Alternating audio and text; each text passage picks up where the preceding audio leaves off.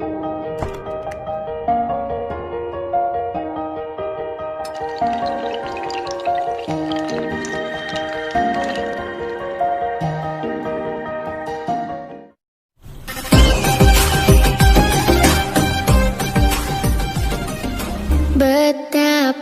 rindu hatiku ingin dekat dengan kekasihku, datang ke kota Madinah, melepaskan dahaga jiwaku, mengunjungimu ya Muhammad. Assalamualaikum warahmatullahi wabarakatuh.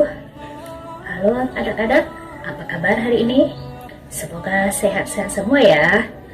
Pada video hari ini kita akan belajar dari materi SKI yang berjudul Khulafaur Rasyidin. Oke, kita mulai saja ya. Pertama, pengertian Khulafaur Rasyidin. Khulafaur Rasyidin terdiri dari dua kata. Satu, khulafah. Dua, ar-rasyidin. Arti khulafah sendiri adalah pemimpin, pengganti atau penguasa. Sedangkan ar-rasyidin artinya adalah orang-orang yang telah mendapat petunjuk dari Allah. Jadi, Khulafaur Rasyidin artinya pemimpin-pemimpin yang telah mendapat petunjuk dari Allah Subhanahu wa Ta'ala. Ada 4 orang Khulafaur Rasyidin. Pertama, Abu Bakar As-Siddiq. 2, Umar bin Khattab. 3, Utsman bin Affan. Dan yang terakhir, Ali bin Abi Thalib. Adapun tugas mereka adalah melanjutkan perjuangan dan tugas-tugas Rasulullah SAW, yaitu memperjuangkan agama Islam setelah Rasulullah SAW wafat. Oke, yang kedua, periode Khulafaur Rasyidin. 1. Periode Abu Bakar As-Siddiq. Abu Bakar As-Siddiq menjadi khalifah pada tahun 11 Hijriah. Ya, beliau diangkat menjadi khalifah dengan alasan beliau adalah orang terdekat dengan Rasulullah SAW, sehingga baku dan tahu bagaimana cara membimbing umat atau memimpin negara. Kemudian Abu Bakar juga seorang yang dermawan, sehingga orang-orang Quraisy sangat segan dengan Abu Bakar As-Siddiq. Abu Bakar As-Siddiq menjadi khalifah selama 2 tahun 3 bulan dan 3 hari, yaitu pada 11 sampai 13 Hijriah. Dan meninggal dalam usia 63 tahun karena sakit. Yang kedua ada periode Umar bin Khattab. Umar bin Khattab diangkat menjadi khalifah pada tahun 13 Hijriah. Alasan diangkat Umar bin Khattab adalah atas permintaan Abu Bakar sebelum Abu Bakar meninggal. Umar bin Khattab menjadi khalifah selama 6 tahun 6 bulan, yaitu pada tahun 13 sampai 23 Hijriah, dan meninggal dalam usia 63 tahun karena ditusuk oleh seorang budak dari Persia yang bernama Abu Lu'lu ketika beliau sedang sholat subuh berjamaah. Kemudian yang ketiga ada periode Utsman bin Affan. Utsman bin Affan diangkat menjadi khalifah pada tahun 23 Hijriah setelah Umar bin Khattab wafat. Ada 2 orang yang menjadi pilihan saat itu, yaitu Utsman dan Ali. Namun dengan berbagai pertimbangan, akhirnya terpilihlah Utsman bin Affan diangkat menjadi khalifah. Utsman bin Affan menjadi khalifah selama 12 tahun dan meninggal pada usia 82 tahun karena ditikam oleh seseorang dari kelompok pemberontak ketika Utsman bin Affan sedang menelaah Al-Quran. Dan yang terakhir, yang keempat, periode Ali bin Abi Thalib. Ali bin Abi Thalib diangkat menjadi khalifah pada tahun 35 Hijriah. Pada masa itu masih dalam suasana kacau karena pasca meninggalnya Utsman bin Affan.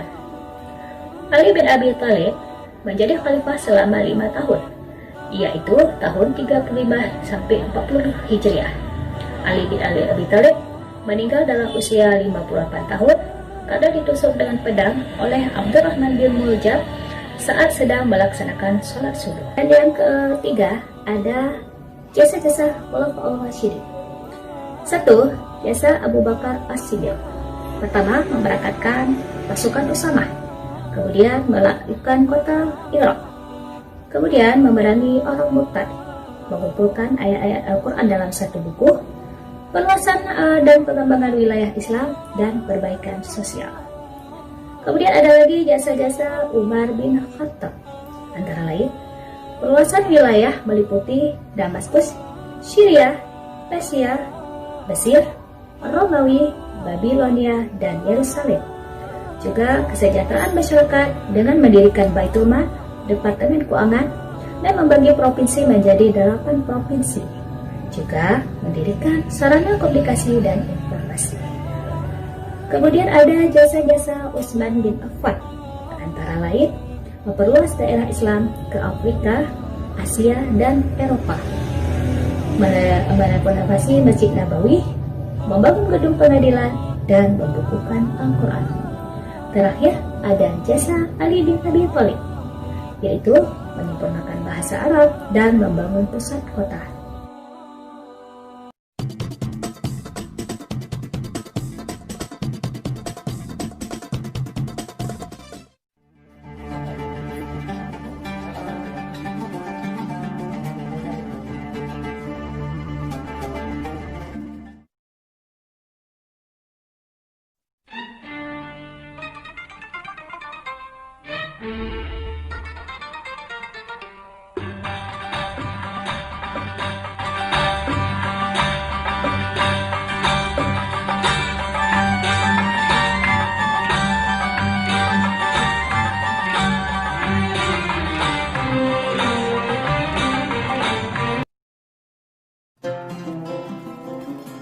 Pada suatu pagi, keadaan kota Mekah mencekam setelah dilakukan kekerasan dan pelanggaran bagi umat muslim oleh kaum Quraisy untuk umat muslim beribadah dan menjalankan ibadahnya dalam sehari-hari.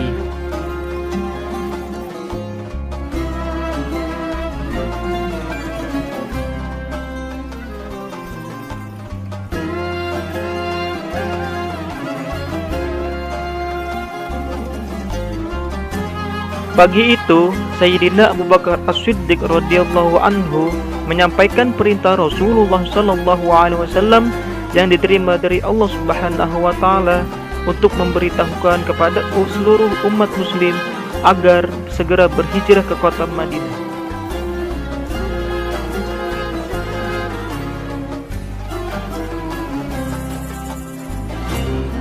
Maka segeralah umat muslim melakukan perjalanan ke kota Madinah secara diam-diam.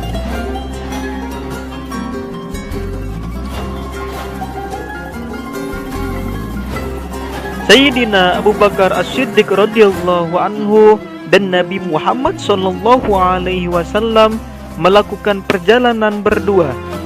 Sayyidina Abu Bakar As-Siddiq radhiyallahu anhu menjaga Nabi Muhammad sallallahu alaihi wasallam dari kaum Quraisy yang sedang mengejarnya.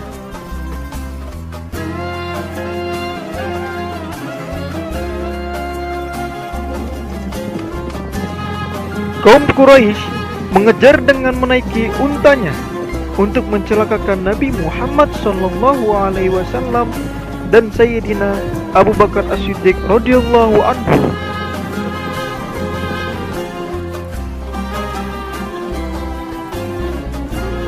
Sayyidina Abu Bakar As-Siddiq radhiyallahu anhu dan Nabi Muhammad sallallahu alaihi wasallam segera menuju Gua Sur untuk berlindung.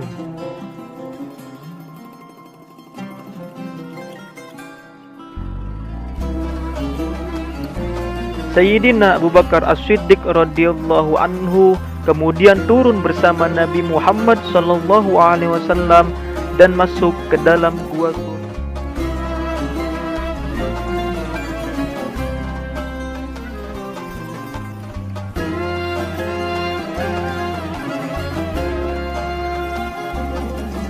Sebelumnya Sayyidina Abu Bakar As-Siddiq radhiyallahu anhu telah menutup lubang dan membersihkannya.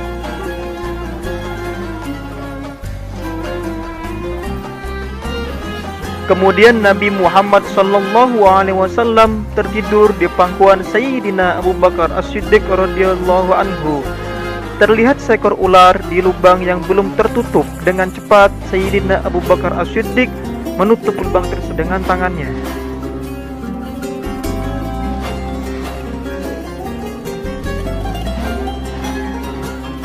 datanglah pertolongan Allah Subhanahu wa Ta'ala. Di mulut gua Sur ditutupi oleh sarang laba-laba.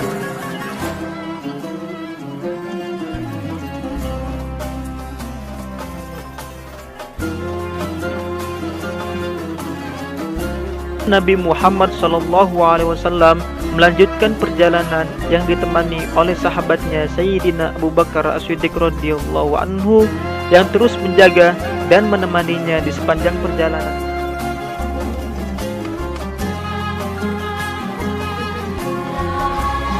Setelah melewati perjalanan panjang, sampailah Sayyidina Abu Bakar As-Siddiq radhiyallahu anhu dan Nabi Muhammad SAW ke kota Madinah dengan disambut oleh kaum muslimin yang sebelumnya telah sampai terlebih dahulu.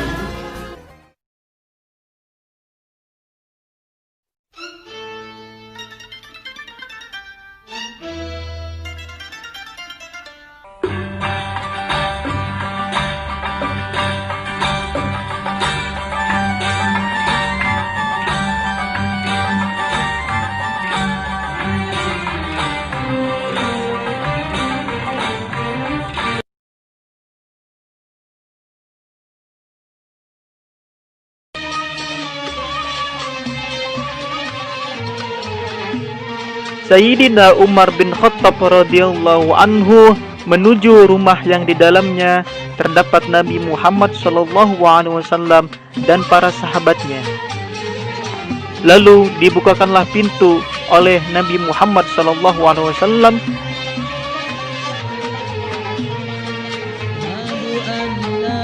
Sayyidina Umar bin Khattab radhiyallahu anhu mengucapkan 2 kalimat syahadat untuk menerima Islam sebagai agamanya di hadapan Nabi Muhammad SAW dan para sahabatnya.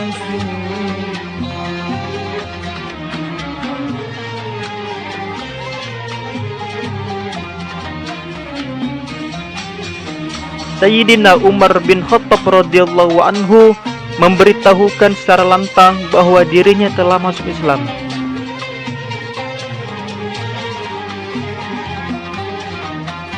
Sayyidina Umar bin Khattab radhiyallahu anhu menyampaikan bahwa Islam adalah agama yang benar.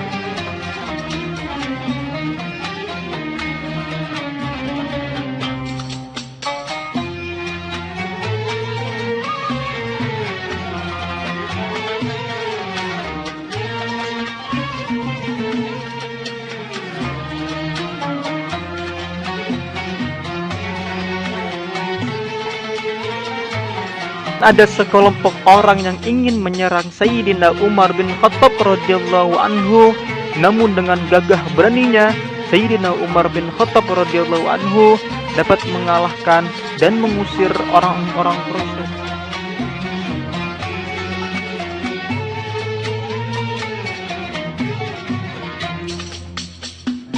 Sayyidina Umar dengan keberaniannya terus-menerus berdakwah di sekeliling Ka'bah tanpa ada satu orang pun yang berani untuk melarangnya berdakwah, mengajarkan Islam kepada semua manusia untuk beriman kepada Allah dan Nabi-Nya.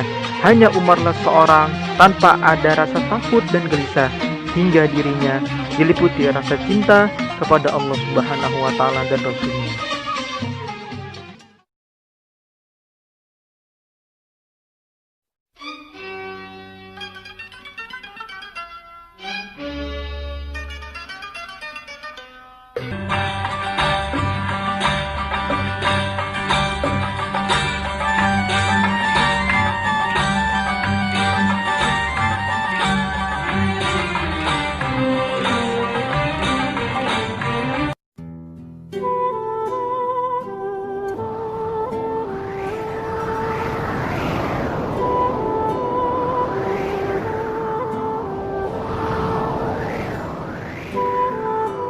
Di suatu hari, umat muslim sudah sangat kelaparan dan kehausan karena sedang dilanda musim, yaitu kemarau berkepanjangan.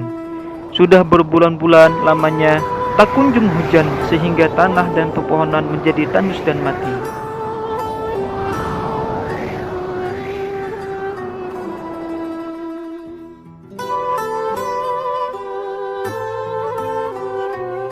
mendengar berita bahwa umat muslim sedang dilanda musibah kekeringan dan kelaparan, Sayyidina Utsman bin Affan radhiyallahu anhu mengirimkan 100 ekor unta beserta perbekalan makanan dan selimut untuk umat muslim.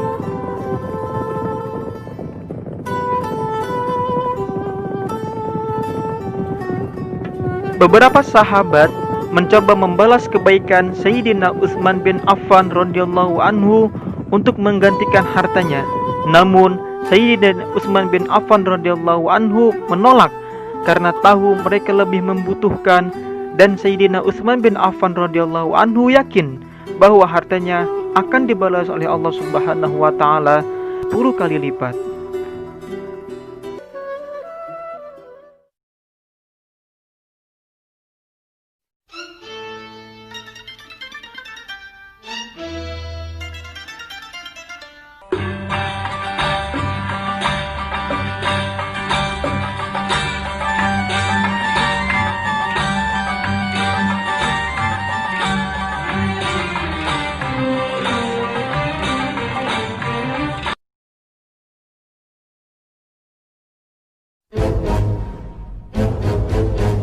Sayyidina Ali bin Abi Thalib radhiyallahu anhu mendapat bendera dari Nabi Muhammad SAW yang bertanda bahwa akan memerangi perang dan dapat mengalahkan kaum Yahudi yang saat itu terkenal dengan benteng yang kuat dan kokoh.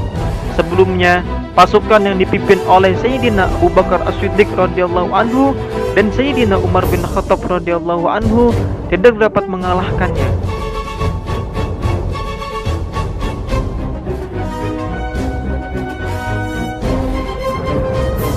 Tibalah pasukan Sayyidina Ali bin Abi Thalib radhiyallahu anhu yang gagah dan kuat di medan perang. Pasukan Yahudi sudah bersiaga di dalam benteng.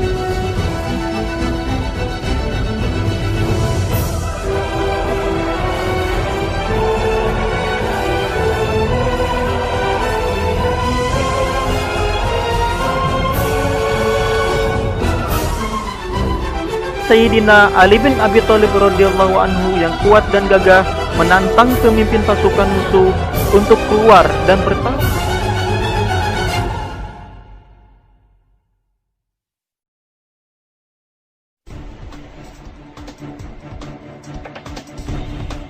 Pemimpin pasukan musuh keluar untuk menghadapi tantangan Sayyidina Ali bin Abi Thalib radhiyallahu anhu.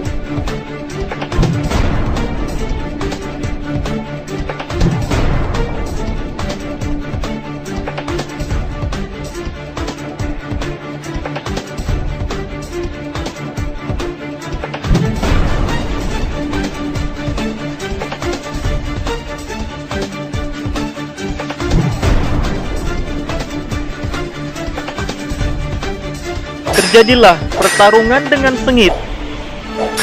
Sayyidina Ali bin Abi Thalib dengan pemimpin kaum Yahudi. Sayyidina Ali bin Abi Thalib radhiyallahu anhu memenangkan pertarungan.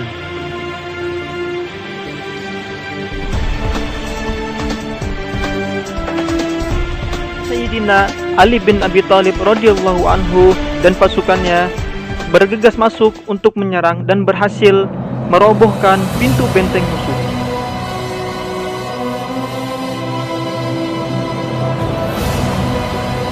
Sayyidina Ali bin Abi Thalib radhiyallahu anhu dan pasukannya berhasil memenangkan peperangan dan dapat menguasai benteng musuh dengan cepat. Jadi kesimpulannya, dari pembahasan materi di atas dapat kita simpulkan bahwa Khulafaur Rasyidin adalah pemimpin atau penguasa yang telah diberi petunjuk oleh Allah Subhanahu wa taala untuk meneruskan perjuangan Nabi Muhammad SAW dalam memperjuangkan agama Islam. Setelah Rasulullah SAW wafat, ada 4 Khulafaur Rasyidin: Abu Bakar As-Siddiq, Umar bin Khattab, Utsman bin Affan, dan Ali bin Abi Thalib. Jadi cukup sekian untuk video hari ini. Semoga dapat dipahami dan dapat bermanfaat. Sampai jumpa di video selanjutnya. Terima kasih. Assalamualaikum warahmatullahi wabarakatuh.